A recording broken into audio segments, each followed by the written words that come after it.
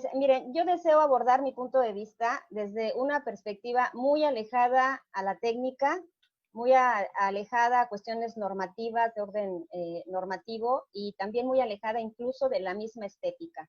Yo voy a abordar este tema de lo bueno y lo malo de la construcción desde el punto de vista de la neuroarquitectura, del estudio de la neuroarquitectura. Como todos sabemos, se ha puesto muy vigente y consciente en la mente de muchas personas, particularmente en la de los arquitectos, el tema de la autoconstrucción. Y yo quiero comenzar a abordar entonces este concepto de autoconstrucción como vocablo, para entender su significación y así conocer su origen lingüístico, para comprender el contexto que originó la idea de su concepción, puesto que hoy todos hablamos de este término. Entonces, creo que es necesario conocer bien el significado de los conceptos para poder entonces opinar de ellos con la debida corrección. El vocablo autoconstrucción es un término compuesto por dos palabras que todos conocemos, auto y construcción. La primera, el prefijo, recae en el sujeto, y la segunda, el sustantivo de verbal, recae en una acción que produce un efecto. En este caso, el verbo que deviene del sustantivo de verbal es construir. Por tanto, autoconstrucción se puede definir como la acción y efecto de construir algo por y para sí mismo. Y aquí es donde está la clave de la significación o definición del concepto autoconstrucción, el por y el para. Es decir, se hace por algo y se hace para algo. Se puede deducir como una obviedad el que yo esté abordando el tema de la autoconstrucción desde su lingüística, pero no es así. Para nuestra época, estas aserciones tienen que alcanzar a comprenderse a partir de su historia. Y la autoconstrucción también debemos comprender que es un acto que siempre ha acompañado la travesía del hombre durante la línea temporal de su devenir, nos guste o no, y que nos tiene además que gustar, porque si hay algo hermoso en nuestra vida es la autoconstrucción, esto que es el origen de todo lo que hoy tenemos. Si se ha comprendido a cabalidad la significación anterior, sabremos acertar que la autoconstrucción es entonces inmanente al hombre, miren, como lo es reír o respirar. Eso es la autoconstrucción, es inmanente a nosotros, nace con nosotros.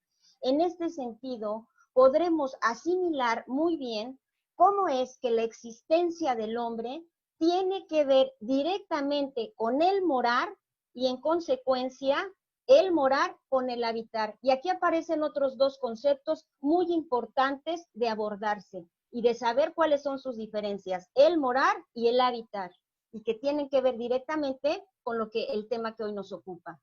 De esta manera, advirtamos que el hombre desde siempre se ha encontrado, al menos, buscando formas para comprender, entender y llevar a cabo la construcción de su morada por su cuenta. Miren, el origen de la arquitectura, nada, pero no tiene que ver absolutamente nada ni con la estética, ni con el arte, ni con la técnica, sino con el simple acto de manufacturar un objeto utilitario, uno que les iba a servir de manera inmediata para morar. Este es el meollo. Aquí todavía no cabe dentro de la morada el acto de habitar, como tal, de la manera en que hoy queremos comprenderlo.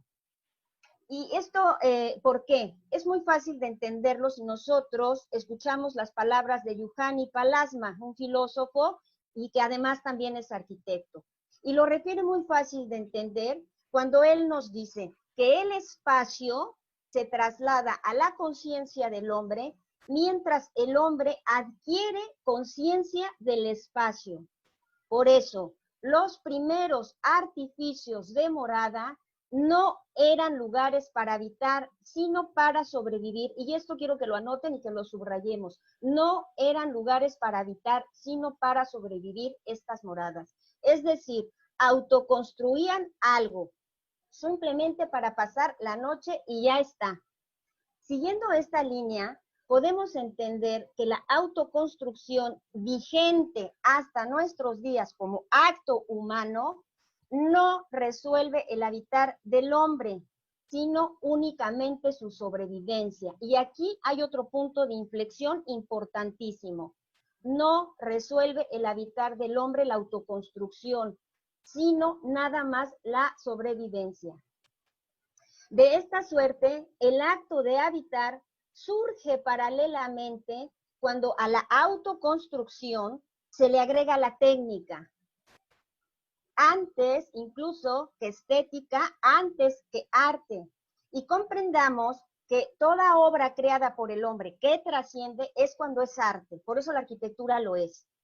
Y esto tiene que ver desde luego con la domesticación de la flora y de la fauna que lleva al hombre al sedentarismo y en consecuencia a procurar las primeras ideas de caza, que es cuando a su vez el hombre domestica el espacio. Segundo punto neurálgico, la domesticación del espacio paralela a la domesticación de la flora y de la fauna. Es decir, lo hace suyo. El hombre toma el control de ese espacio y aquí se comprenden las palabras de Juhani Pallasmaa. Cuando el hombre domestica el espacio, es entonces cuando el espacio ya se ha trasladado a la conciencia del hombre y el hombre a su vez ha adquirido conciencia de ese espacio. Por eso hay una gran diferencia entre el sentido del morar y el sentido del habitar, puesto que ya el sentido del habitar es cuando el hombre ya adquirió conciencia de ese espacio en donde él está implantado. En ese preciso momento, la construcción se concibe como un acto sublime de edificación. Miren ustedes qué belleza, como un acto sublime de edificación. ¿Y qué es edificar? Entonces ahí viene la pregunta, porque miren ustedes, hay una gran diferencia también entre la definición de construir y la definición de edificar. No son sinónimos de ninguna manera. Por eso es que es muy importante que se conozcan los conceptos, sus definiciones filológicas, para poder entonces abordar los temas de la manera correcta. ¿Qué es edificar? El concepto edificar es metafísico. Esto quiere decir que no solo se trata de la construcción de un objeto lleno de técnicas, que es como siempre se aborda. Es cansado escuchar siempre primero en un asunto que es de orden social, que se anteponga primero las cuestiones técnicas. Entonces, la construcción de un objeto lleno de técnicas para sobrevivir no lo es todo.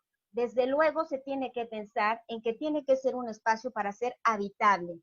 De esta manera, podemos asimilar que construir sirve para que el hombre cree espacios edificantes. Veamos cómo el término edificante tiene un sufijo ante, que es derivado de ente o relacionado a ente, que significa ser. Por lo tanto, el concepto de edificar lleva intrínseco o inmanente dentro de él al ser. Por tanto, construir una edificación es un acto ontológico, donde debería estar intrínseco todo un tratado del ser y para el ser. Y eso es lo primero que se nos olvida incluso a los mismos arquitectos. Esto es lo que le da sentido al espacio desde sus tres pilares fundamentales, y es en este orden: el espacio existencial, que es cuando el hombre adquiere conciencia de él; el espacio habitable, que es cuando el hombre ya permanece en él porque ya lo controla; y el espacio doméstico, que es donde ya habita el hombre como familia.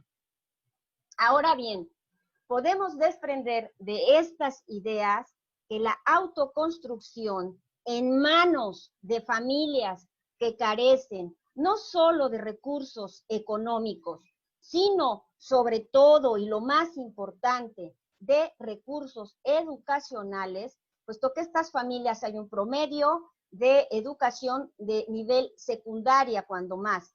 Entonces, este tipo de familias, al construirse su propia vivienda, pues tiene muchas coyunturas que yo creo que hay que atender primero que lo segundo, que es la técnica y las normativas y las cuestiones de otra naturaleza.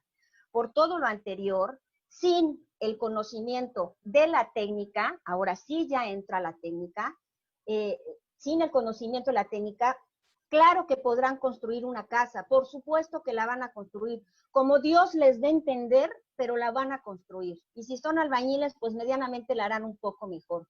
Pero aquí está lo más importante, jamás edificarán un hogar. Entonces, no es lo mismo construir una casa que edificar un hogar. Entonces, definamos cuál es el objetivo al que queremos llegar, al principal, que es construir, o al final, que es edificar. Visto de una manera pragmática, es analizarlo de forma, cuando el verdadero meollo del asunto es de fondo. ¿Por qué? Porque la vivienda es o debería de comprenderse como una unidad de aprendizaje, puesto que pensar el proceso de autoconstrucción debe derivarse también como un proceso pedagógico que genere aprendizaje. Pues lo que aprende una familia dentro de una vivienda, lo anda llevando a todos los lugares a donde va.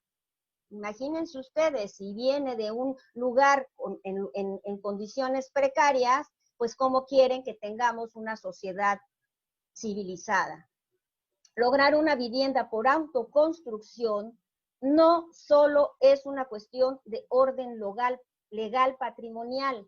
Si la vivienda no logra pasar de ser una morada en cuyo interior la familia solo sobrevive de por vida, continuaremos enfrentándonos a problemas colaterales de desorden social de todo este tipo de comunidades. ¡Qué tristeza!